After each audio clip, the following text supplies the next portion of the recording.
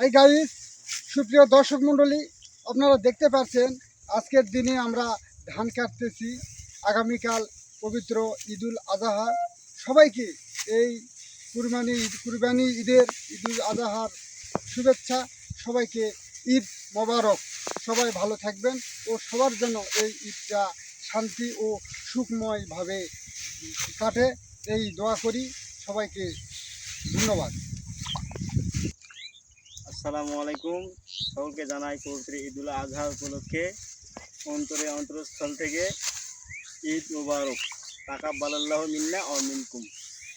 ধন্যবাদ। ঈদ মোবারক সবার জন্য ভাই, ঈদের দাওয়াত। আসসালামু আলাইকুম।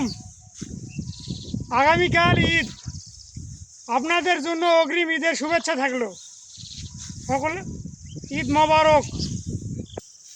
আমাদের বেলকুর কৃষক শ্রমিক গ্রুপের পক্ষ থেকে সবাইকে ঈদের শুভেচ্ছা, ঈদ মোবারক। সবাই ভালো থাকবেন। ধন্যবাদ। আসসালামু আলাইকুম।